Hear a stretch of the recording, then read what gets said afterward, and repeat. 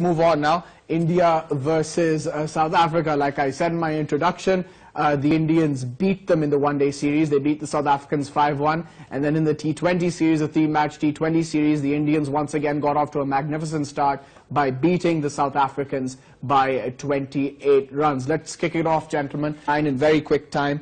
He's been in magnificent form, Shikhar Dhawan. And the best thing about him, Zaidi Saab, is that he gets his runs all over the world and he gets them consistently. Ali, 5-1 in the ODI series, so this victory is consequential. I mean, it is based on that victory. They were simply butchered, the South Africans. I think Pakistan won a series against them in the past, but not this way. I mean, Shikhar Dhawan, you mentioned, batted brilliantly well, and cricket lovers in South Africa, they will be remembering his knocks for the coming years. And their bowlers, well, you have got a new Indian bowler picking up wickets. I mean, just looking at this game, they got off to a blistering start in the first 6 overs. I think they had reached 100 runs by the 8th over, something like that. Rohit Sharma also got off to a rollicking start. Suresh Raina came in and played a little cameo, but then they slowed down a little bit. That was mainly largely because the South Africans bowled a little bit better. At one point, it looked as if the score that they got over 200. That was good enough. If they were asked at the toss, you're going to get 204, they would take it any day. Well, it was a wonderful match to watch, a high-scoring match from the Indian sides, and how wonderful is it to watch Indian batsmen bang those South African bowlers. What a beautiful innings that Dhawan played. It was a great innings. India obviously got off to the start. They had the confidence they needed, and the players, obviously world-class players, playing world-class cricket. It's India's middle order. We're not quite sure how the middle order is going to go because the top order has been doing all the work. Yes, they have been in superb touch, I tell you. Shikhar Dhawan and others, Sharma and Virat Kohli at number 3. Then the pick of Indian batsmen. But let's see, once they visit England, they will find different types of wickets. In this series, South Africans, I was amazed. They were, in fact, preparing wickets which suit the Indian. I think not in the test matches, though. Not in the test. No, I'm talking about... Yeah, and in the one-dayers now, you usually get flat pitches. You know, we've got to be fair here, Munib. I think, you know, some people would be saying that they created flat pitches, so it was better for the Indians. So you see how one-day cricket has changed over the last couple of years. I mean, you get flat decks all over the world. Let's just face it, India are a better side than South Africa right now. And that sums it up. India has played beautiful cricket.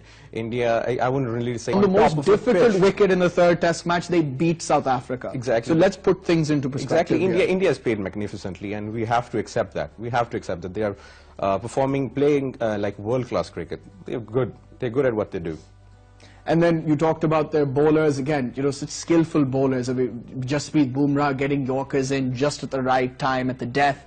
And then Bhuvneshwar Kumar, I mean, he just improving. He's got such a great deal. Still, they have got Shami in their side, and Shami was not playing in this match. Shami didn't play. Yeah. Well, so they have got a battery of fast medium bowlers, and now India can really think about toppling the #1 position. They are already at #1, but for a longer time, they will not let any other side. I mean, I remember, Munib, there was a time where India just couldn't bowl at the death, and I remember Sunil Gavaskar on commentary saying when with 10 overs of a one-day match, Gavaskar would say, when are the Indian bowlers going to learn? And you remember in the night, a very skillful bowler like Javigal Srinath used to struggle at the death. Then they produced bowlers like Harvinder Singh and Dabashish Mohanty, and they'd get all excited about them. But these bowlers have got a great deal of skill. Are you referring to Nandu?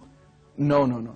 I'm referring to a right-arm medium bowler called Harvinder Singh. There was another Balwinder Singh. Sandhu. Yeah, that was before.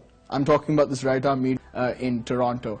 So yeah, so what I'm saying is that these fast bowlers, right? They've got a great deal of skill, and Bumrah and Kumar play in all formats. So you've got to give them credit. I mean, what they used in the series has been tremendous. the improvement we've seen in Indian team in the past, India's strength used to be the batting, we remember that, and bowling never used to be the strength of India.